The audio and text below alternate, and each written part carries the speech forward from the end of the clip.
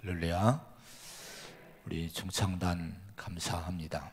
오늘 사랑이 있는 곳에 두 번 제가 오늘 1부, 2부 들었는데 너무 은혜롭습니다. 사랑이 있는 곳에 기쁨도 있고 노래도 있고 행복도 있고 더 귀한 것은 사랑으로 사는 것이 주님과 함께 걷는 삶이 되는 겁니다. 신앙은 그래서 주님과 함께 걸으며 또 이웃과 성도와 서로 사랑하며 사는 것이 신앙인 줄로 믿습니다.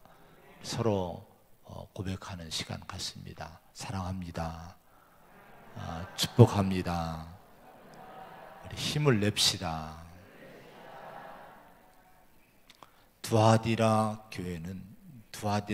교회가 있는 두아디라는 도시는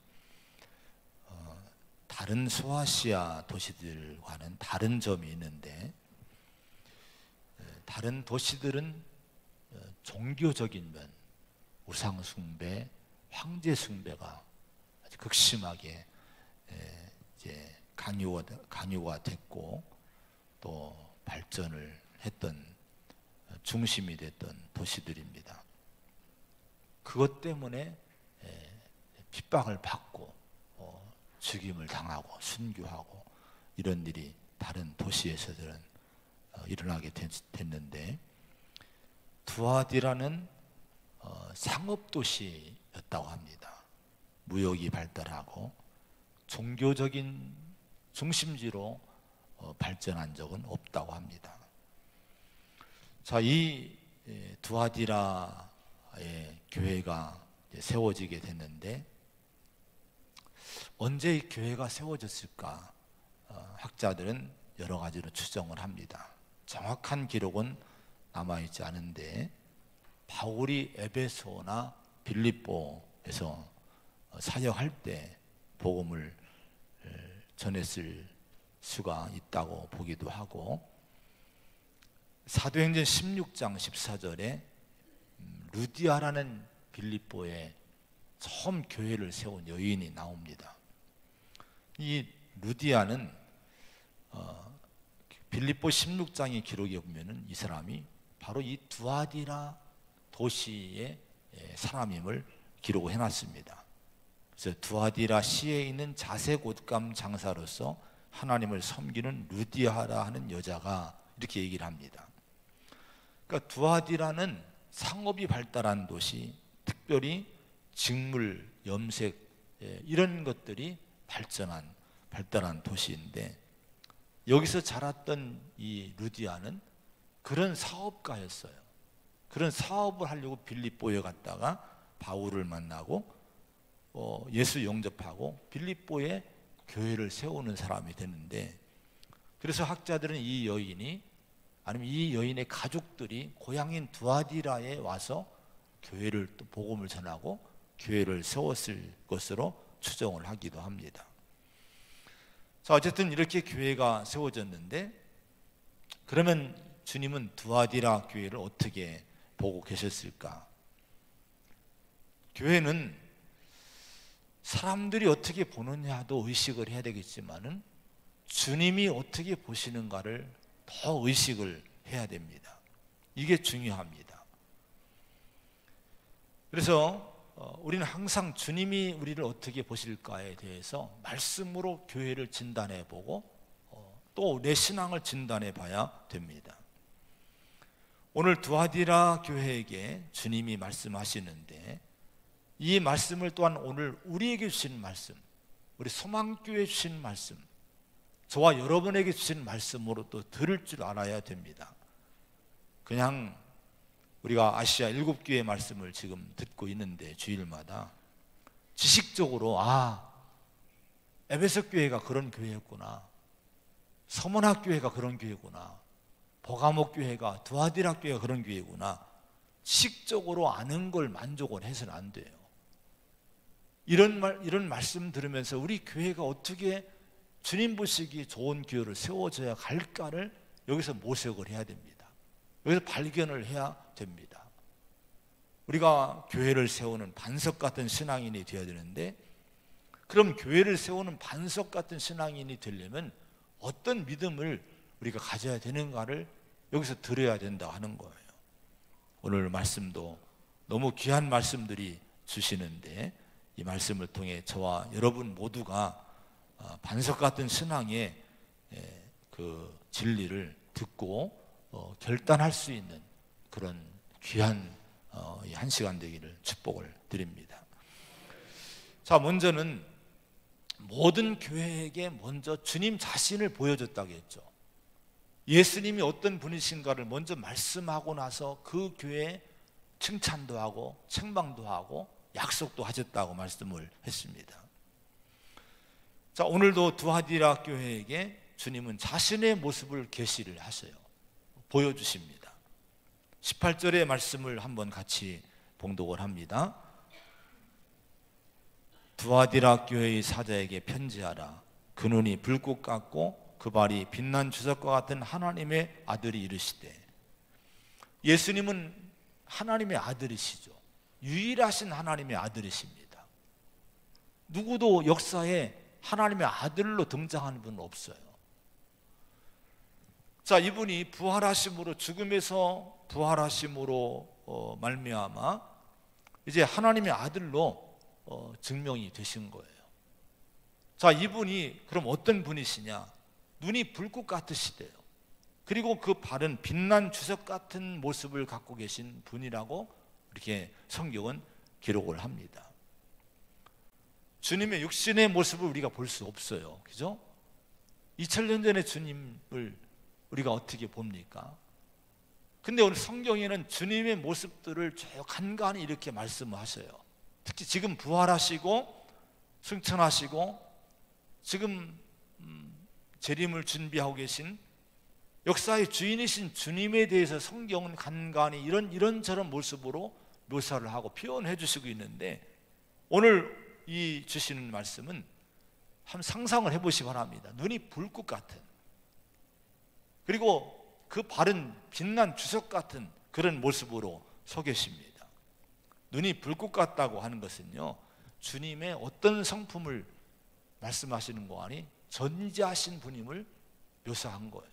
모든 걸 아신다는 거예요. 불꽃 같은 빛나는 눈으로 다 꿰뚫어 보시는 거예요. 성경에 예레미야 17장 9절 10절에 보면은 만물보다 거짓되고 심히 부패한 것은 마음이라 누가 능히 이를 알리오마는 나 여호와는 심장을 살피며 폐부를 시험하고 각각 그의 행위와 그의 행실을 보응하나니, 이렇게 말씀을 합니다. 인간의 마음이 부패한데 이걸 누가 아느냐 이거예요. 여러분, 옆에 있는 분을 마음을 알 수 있습니까? 여러분이 가정 식구들의 마음도 몰라요. 남편의 마음, 아내의 마음도 실은 몰라요. 부모, 자식 마음도 몰라요. 그 마음이 어떤 마음인지를 알 수 없어요. 근데 하나님은 심장을 다 살피신다는 거예요. 우리 마음의 모든 폐부를 시험하고 모든 행위와 행실을 전부 드러내시는, 아시는 분이, 속속들이 아시는 분이 불꽃 같은 눈을 갖고 계신 주님이라고 이렇게 말씀을 합니다. 참된 신앙이 뭡니까?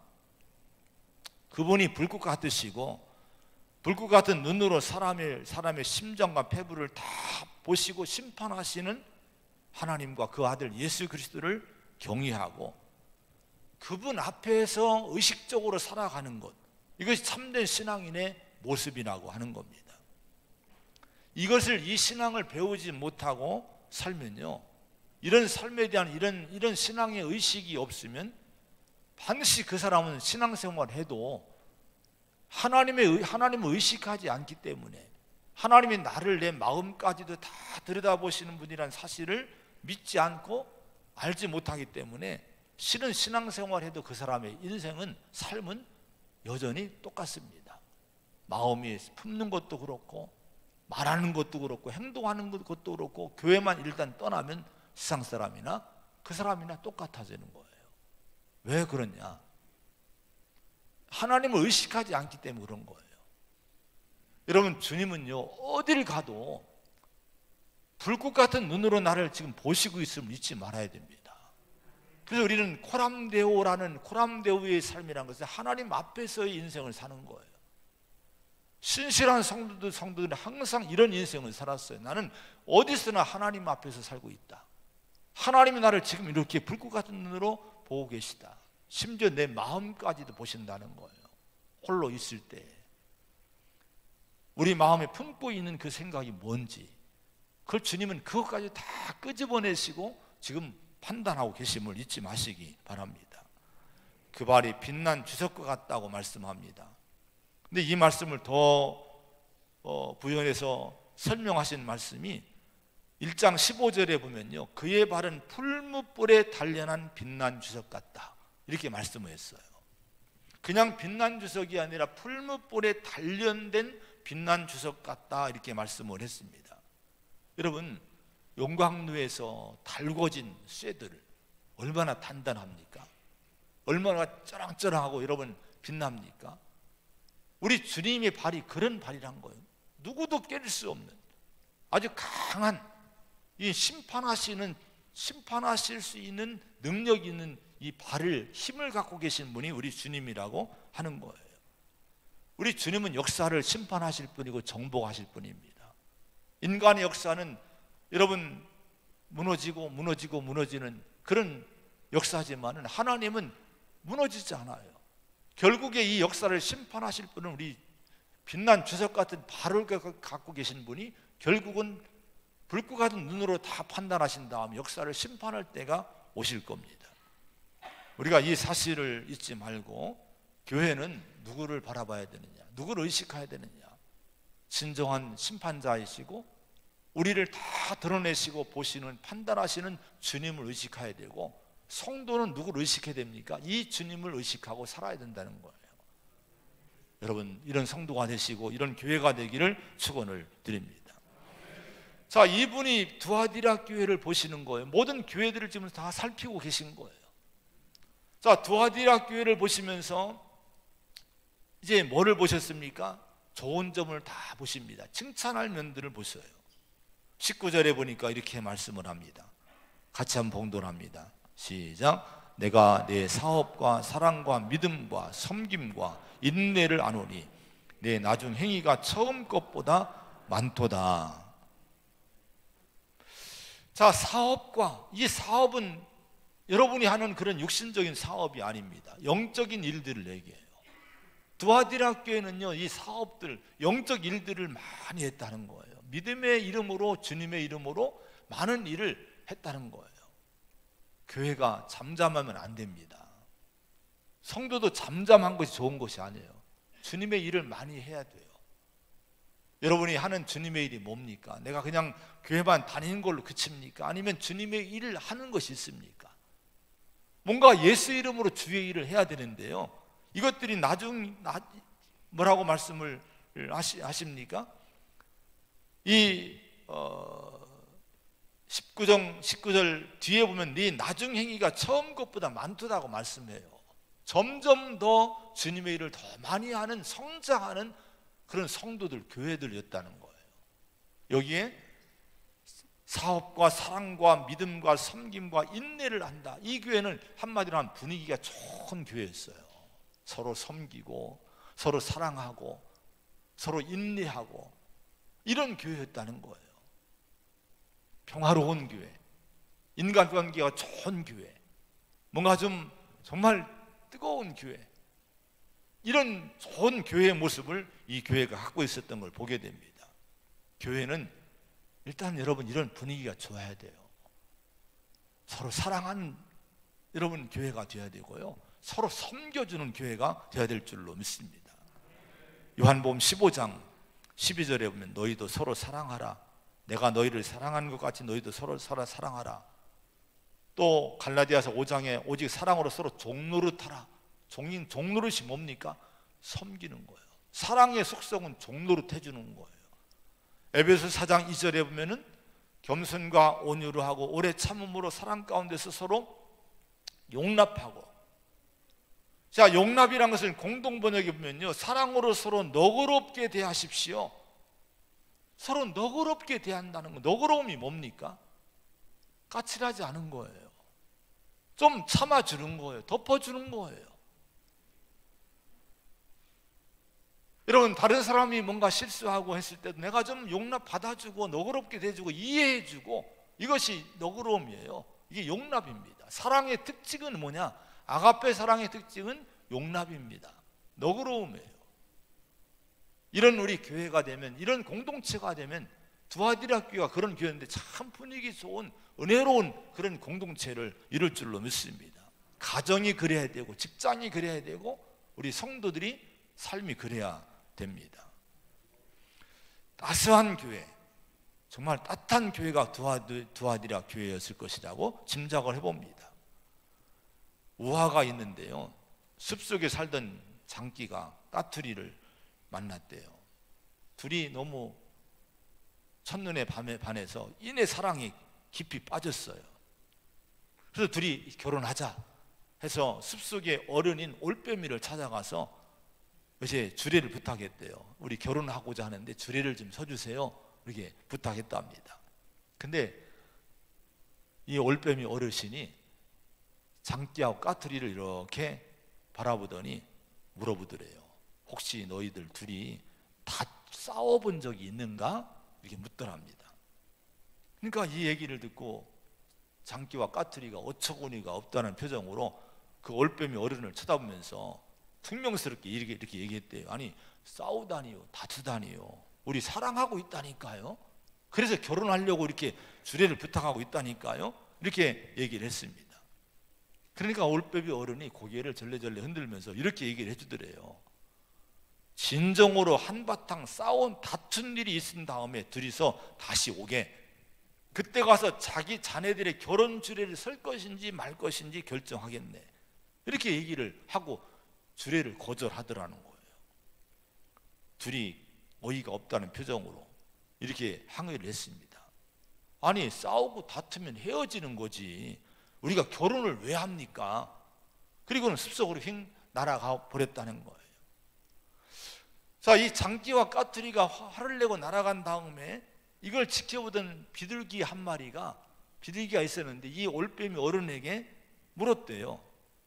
아니, 어르신, 왜 저들에게, 결혼하겠다는 저들에게 싸워보고 나서 오라고 했습니까? 왜 다투어보고 나서 오라고 하셨습니까? 결혼은 사랑하면 되는 거 아닙니까? 이렇게 물었답니다. 그때 이 올빼미 어른이 이런 얘기를 해주더래요. 결혼이라는 것은 함께 살아가는 거야. 사랑 못지않게 화해할 수 있는 능력이 필요하지. 함께 사는 데는 사랑해라는 말보다도 미안해라는 말이 더 중요하기 때문이야. 이걸 훈련이 안 되면 함께 살 수 없어. 이런 얘기를 해주더라는 거예요. 여러분, 우리가 그렇지 않습니까? 가정을 사랑한다고 결혼했지만 얼마나 그 이후로 얼마나 부딪히는 것이 많아요. 그때 해결하는 것이 뭐예요? 미안해요, 괜찮아요, 이런 서로 용납해주고 덮어주고 용서해주는 것이었으면 여러분, 유지할 수 없는 것이 인간의 관계의 공동체입니다. 교회도 마찬가지예요. 수많은 사람들이 모여있는데 갈등이 왜 없겠습니까? 근데 건강한 공동체는요, 갈등을 해결해 나가는 능력이 있는 공동체는 건강한 공동체가 되는 거예요. 그게 뭐예요? 사과하고 회개하고 미안해라고 할 수 있고, 그리고 그러면 또 내가 받아주고 괜찮다고 기꺼이 내가 용서해 줄 수 있는 그런 마음을 갖는다면 좋은 공동체가 될 줄로 믿습니다. 근데 미안해를 못해요. 또 괜찮아도 잘 안 돼요. 안 나오는 거예요. 이걸 잘 할 줄 알아야 될 줄로 믿습니다. 우리 교회가 그런 공동체가 되기를 바랍니다. 우리 주님도 그러잖아요. 우리가 회개하면 용서해 주잖아요. 우리가 회개하면 주님이 다 보혈로 닦아주시잖아요. 다시 세워주시잖아요. 그 은혜 때문에 오늘 우리가 이렇게 살고 있는 것이지 않습니까? 그러면 우리도, 여러분, 다른 사람이 미안해요 하면은 괜찮아, 내 마음을 주님의 마음으로 다 그 상처를 씻고 기꺼이 받아주는 마음이 있을 때 이것이 십자가의 은혜를 경험한 성도의 마음이 되는 줄로 믿습니다. 그런 공동체를 이루기를 간절히 부탁을 드립니다. 우리 서로 한번 훈련합시다. 한번 고백을 한번 훈련해 보겠습니다. 미안합니다 하면 괜찮습니다. 이렇게 한번 서로 해봅니다. 시작.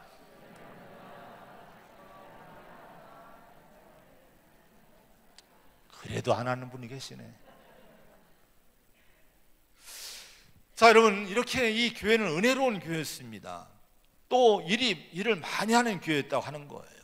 이게 좋은 점들인데, 그런데요, 불행하게도 이 교회는 주님이 책망하시는 책망거리가 있던 교회였다고 또 말씀을 해요.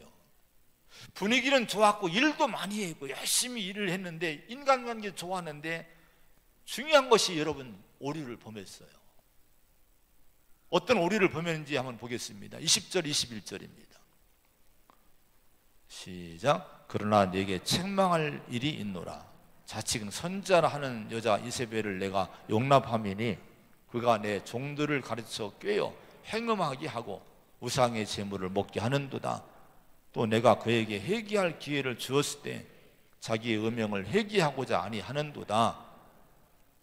할렐루야. 자, 이 교회가 결정적인 죄를 범합니다. 책망을 받습니다. 이게 뭔가 하니 자칭 선지자라는 여자 이세벨을 용납을 받아줬다는 거예요. 자, 이세벨이 누굽니까? 북이스라엘의 7대 왕인 아합 왕의 왕비였어요. 시돈 왕 엣바알의 딸인데요, 이 여자가 아합에게 시집왔는데 시집 오면서 뭐를 가져왔냐? 바알 신앙을 끌어들입니다. 우상 숭배를 가져온 거예요. 그 우상 숭배 바알 신앙을 퍼뜨리는데 왜 그랬습니까? 유일신이신 하나님을 섬기는 그 신앙을 무너뜨리려고 악한 마귀가 그 여인을 통해 역사한 거예요. 이세벨이 있으면서, 왕비를 있으면서 많은 바알과 아세라의 제사장들을 양육을 해요. 수백 명의 여러분 이 우상의 그 지도자들을 키워놓고요, 그들을 통해 우상 숭배를 다 이게 퍼뜨리게 됩니다. 그러면서 하나님의 선자들을 죽입니다. 열왕기상 18장 4절에 이세벨이 여호와의 선자들을 멸할 때에, 이 멸할 때라는 말씀은요, 세 번역에 보면 학살할 때에라고 번역했어요. 많은 사람들을, 많은 주의 종들을 죽인 여인이 이세벨입니다. 엘리야도 이 이세벨에게 죽임당할 뻔했다가 도망가서 겨우 살아난 적이 있죠. 자, 한마디로 이세벨은요, 이스라엘을 영적으로 박해하고 또 하나님을 떠나서 바알을 섬기도록 유혹하고 강요함으로 영적으로 타락시킨 여자가 바로 이세벨이란 여인이었어요. 그런데 두아디라 교회에도 구약시대 이세벨 같은 이런 여자가 지도자 행세하면서 들어와서 교회의 신앙을 타락을 시켰다는 거예요. 그럼 어떤 죄를 짓도록 이세벨이라는 여인이 교회를 혼란하게 만들었을까요? 그가 내 종들을 가르쳐 꿰어서 행음하게 하고 우상의 제물을 먹게 하는도다. 행음하게 하고 우상 제물을 먹게 하는 죄를 짓도록 유도하고 미혹하고 가르쳤다는 거예요. 이게 여러분 이 배경이 뭔고 하니, 처음에 얘기한 대로 두아디라 시는 상업도시였습니다. 여기는 많은 조합들이 있어요. 그 도시에서 뭔가 장사하고 사업을 하려면 이 조합에 가입을 해야 돼요.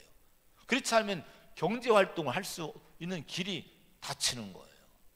근데 문제는 이런 조합들의 모임들이 거의 신전서 모이고, 신전서 모일 때마다 우상의 제물을 먹어야 되고, 거기에 술 취함이 있고 거기에 음행이 있어요. 그러면 여기서 여러분 이게 이렇게 되면 이게 어떻게 됩니까? 영적으로 타락하죠. 도덕적으로 타락한 일이 생기게 되는 거예요. 두아디라 교회의 고민이 이거였어요. 성도들이 하나님을 믿고 예수를 믿기 시작했는데, 문제는 그 사회에서 살아남으려면, 경제적으로 살아남으려면 그 조합에 가입하고 거기 그 문화에 같이 동참해야 되는데 이게 갈등이 생기는 거예요. 자, 이럴 때 들어온 여인이 자칭 선자라고 하는 이 이세벨 같은 여자가 들어와서 이런 문제에 대해서 뭐라고 얘기하느냐? 기독교인들에게서 이런 단체에 가입하지 말라는 법이 어디 있느냐? 우상의 재물을 먹는다고 해서 해로울 것 없어. 우리가 사업이 중요하고 물질이 중요하고 내가 살아남아야 되지 않겠어? 하면서 이거 괜찮다고, 이거 먹어도 괜찮고 참여해도 괜찮다고 자꾸 이렇게 타협적인 신앙을 가르친 거예요. 근데 사람들이 전부 얼씨구나 좋다고 다 여기에 이 이세벨의 교훈을 따르고 이세벨을 용납하고 그런 가운데 신앙의 규칙, 원칙, 규범 이런 것들을 전부 다 무시하고 이제 교회는 다니는데 다 참여할 거 다 참여하고 할 거 다 하고 먹을 거 다 먹고 심지어 행음까지 하고 그러면서 신앙생활을 한다고 하는 사람들이 점점 많아지기 시작한 거예요. 그 이세벨을 용납한 교회가 돼버리게 된 거예요. 자, 여러분, 이 이세벨이라는 여인이 학자들은 영지주의자로 해석을 합니다. 영지주의자는요, 초대교회 아주 혼란케 했던 철학 사상이고 종교의 이단 종교의 그러니까 이 영지주의였습니다. 이게 이원론이에요. 영과 육을 확연히 구분하고요. 영적으로 그냥 하나님 믿고 알고 하면 구원받고 육은 다 죄악의 근원이고 이건 구원과 관계없는 거다. 이런 식으로 얘기를 하는 이상한 궤변을 얘기하는 이론을 갖고 있는 자기들만의 이론을 갖고 있는 사상이고 철학 사상이었고 종교였어요. 혼합적인 종교였어요. 자, 이런 여인이 들어오니까 그들의 그 영지주의의 사상을 가지고 육신적으로 그냥 그 우상점을 먹는 거 하나님을 믿는 것과 구원과 상관없어. 음행하는 것 심지어 음행하는 것도 육신은 원래 다 죄악된 거 다 이건 다 부패할 거고 이건 구원과 관계없는 거야. 그냥 괜찮아. 이런 식으로 가르치니까 교인들이 혼란 가운데 이게 하다가 결국은 그 이론을 받아들인 거예요. 이세벨의 교훈을 용납을 해준 거예요. 이단이 들어오고 잘못된 교리가 들어오고 이렇게 타락하는 이런 교회가 돼버렸다 하는 거예요. 분위기는 좋아요, 여러분. 여전히 분위기는 좋아요. 일도 많이 해요. 근데 그들의 중심에 그 중심되는 믿음의 그 뿌리가 여러분 흔들리고 여러분 교리가 흔들리고 신앙이 하나님과의 관계가 잘못된 신앙으로 흐르게 됐다 하는 거예요. 여러분, 우리가 분위기 좋은 것도 좋지만 관계가 여러분 좋고 일 많이 하는 것도 좋지만요, 바른 신앙을 갖고 있느냐가 더 중요한 줄로 믿습니다. 이단들 보세요. 신천지들 보세요. 얼마나 분위기 좋은지 모릅니다. 이단의 단체요, 이재롱목 뭐 이런 단체 보면요, 그들 나름대로의 결석이 많고 일도 얼마나 많이 하는지 모릅니다. 문제는 뭡니까? 그들 안에 이세벨의 교훈이 용납되어 있다는 거예요. 잘못된 이단의 신앙이 들어와 있다고 하는 거예요. 이 이세벨이 여러분 두아디라 교회에 가져든 폐해가 있어요. 그건 결정적인 것이 뭔가 하니 거룩함을 무너뜨렸다 하는 거예요. 여러분, 거룩함은 참된 성도와 교회의 표지임을 잊지 마시기 바랍니다. 데살로니가전서 4장 3절에 하나님의 뜻은 이것이니 너희의 거룩함이라 곧 음란을 버리고 이렇게 말씀합니다. 자, 하나님이 우리 교회를 향한 뜻이 목적이 뭐냐, 구원한 목적이 뭐냐, 거룩함을 위해 구원했다는 거예요. 그래서 음란이란 같은 이 음란 같은 이런 이 거룩하지 못한 것을 과감히 버려야 된다는 거예요. 이건 바라보지도 말아야 된다는 거예요. 그래야 교회다운 교회가 될 수 있다고 하는 거예요. 그런데 여러분, 마귀는 여러분 모든 역사를 보면 마귀는 교회를 무너뜨리는데 뭐를 무너뜨립니까? 성도와 교회를 무너뜨릴 때 거룩함을 무너뜨리고 교회를 방해하는 거예요. 핍박이나 고난을 통해 여러분 이제 무너뜨리려고 하고요, 죄로 유혹해서 죄에 빠지게 해서 여러분 이 발람의 교훈이나 니골라다의 교훈도 마찬가지예요. 죄에 빠지게 하는 거, 그리고 거룩함을 훼손해서 하나님과 관계를 등지게 하는 거예요. 저주받게 하는 거예요. 여러분, 예수님이 왜 우리를 위해 십자가에 죽으셨습니까? 디도서 2장 14절에 보면 그가 우리를 대신하여 자신을 주심은 모든 불법에서 우리를 속량하시고 우리를 깨끗하게 하사 선한 일을 열심히 하는 자기 백성이 되게 하려 하심이라 이렇게 말씀을 했습니다. 여러분, 우리 자신이 죄인인데 우리 자신을 대신해서 우리 예수님이 자신을 주었다는 거예요. 내 죄값을 십자가에서 치러주셨다는 거예요. 하나님은 그 아들을, 죄 없는 하나님의 아들을, 독생자를 이 땅에 보내시고 십자가에 죽게 하시는 그 고통의 길을 가게 하셨어요. 여러분, 십자가의 은혜 하니까 우리는 너무 은혜를 가볍게 봐요. 내가 은혜 받은 그 배후의 주님의 고통을 우리가 알아야 돼요. 하나님 아버지의 고통을 알아야 돼요. 나를 구원하기 위해서, 우리를 구원하기 위해서 우리 주님이 자기 목숨을 버리셨다니까요. 자신을 희생시켰다니까요. 근데 그렇게 값진 희생을 치신 이유가 뭡니까?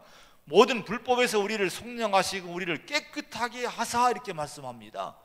죄에서 구원하고 우리를 깨끗하게 거룩하게 하시기 위해서 그런 은혜를, 그런 희생을 치르셨다고 하는 거예요. 그런데 우리가, 그렇게 구원받은 우리가 세상에 나가서 거룩함을 유혹받고 거룩함을 훼손하고, 내가 물질 때문에, 여러분 세상의 쾌락 때문에, 어떤 명예나 권세 때문에 내가 신앙인의 모습을 버린다 하면은 주님이 주신 이 희생과 십자가의 그 희생에 여러분 의미는 뭐가 있습니까? 이게 무효가 되는 거예요.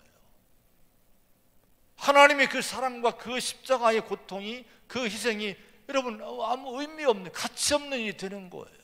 마귀가 이걸 노리고 자꾸 이세벨을 용납하게 하고, 이런 이세벨의 사상과 이런 이세벨의 생각들을 용납하게 해서 우리 성도들을 자꾸 세상으로 들어가게, 타협하게 하고 죄를 짓게 만들고 있다고 하는 거예요.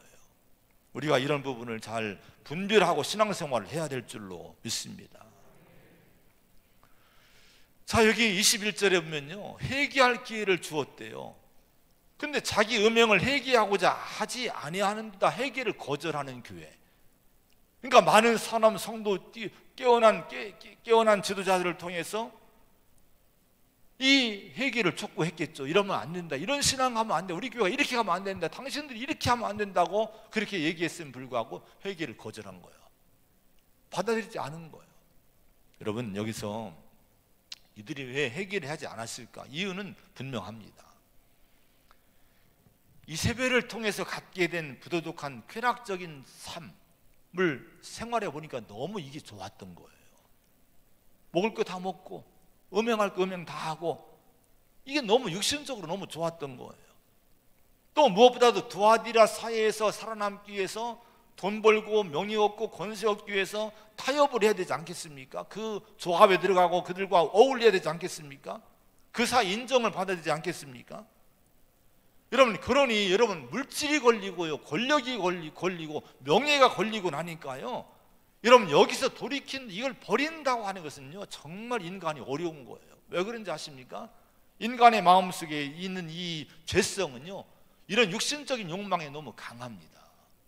일리 치우치는 마음이 여러분 우리 마음속에 거의 90%가 걸리 치우치는 거예요.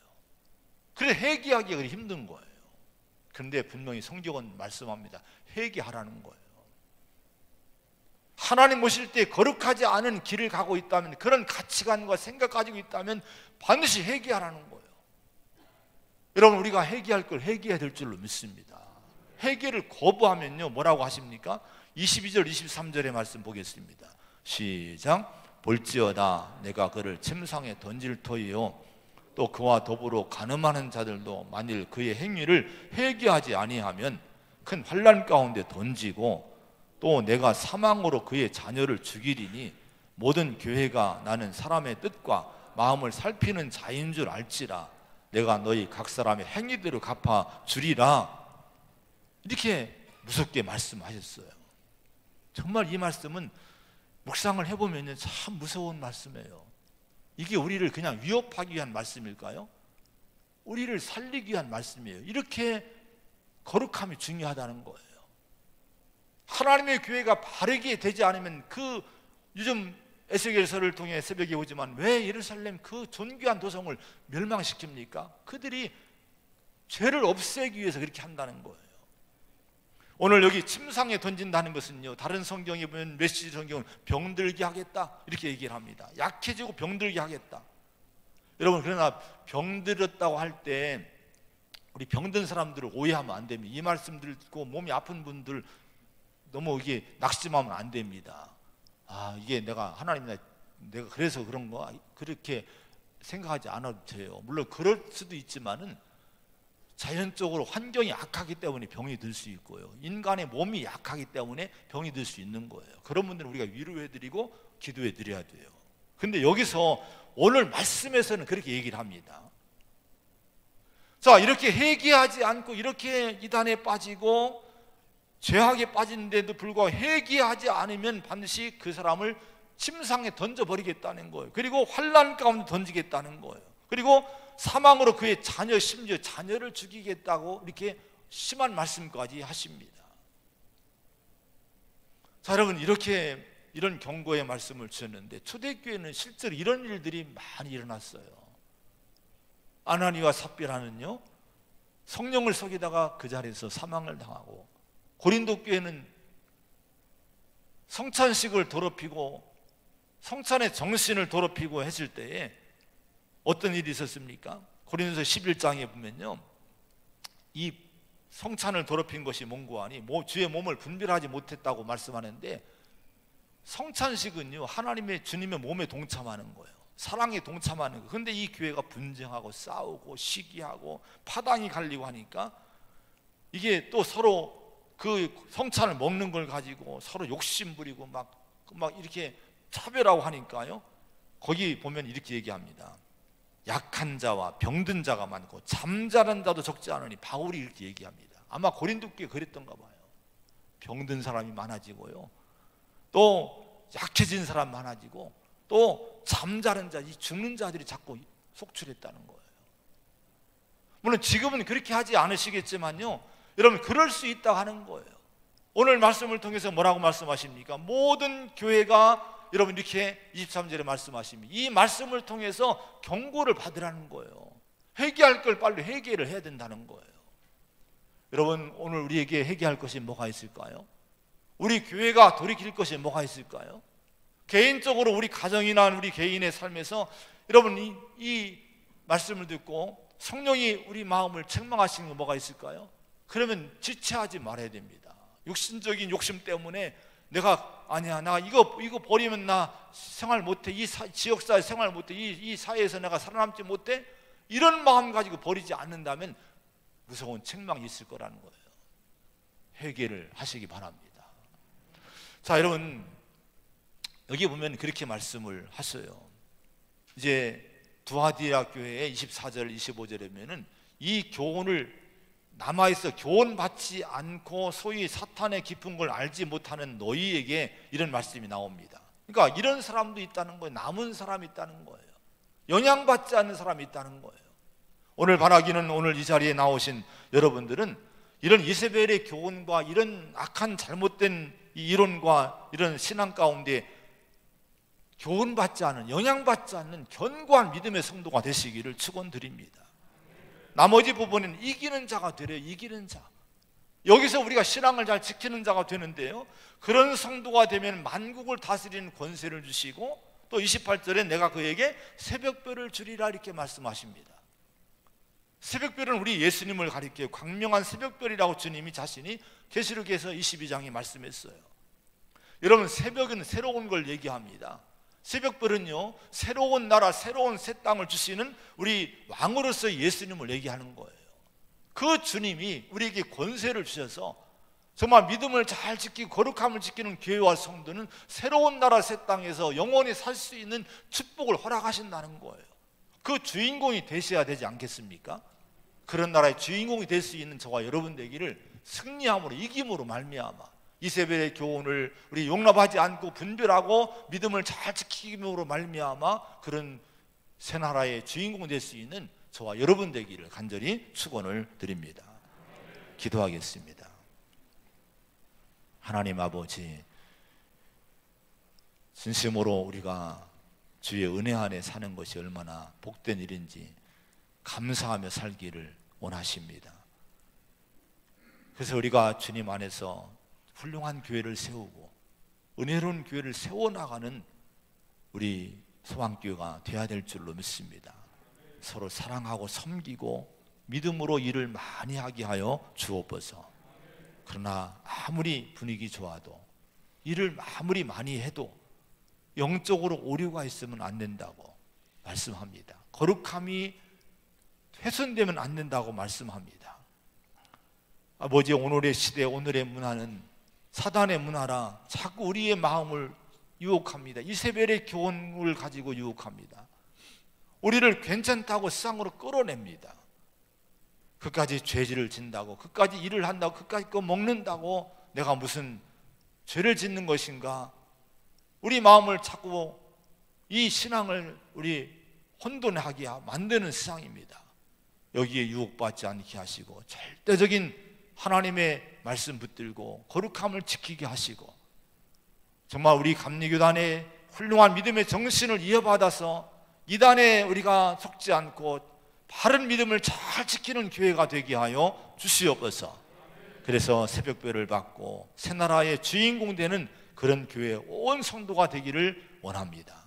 성령으로 이끌어 주시옵소서. 예수님의 이름으로 간절히 기도하옵나이다. 아멘.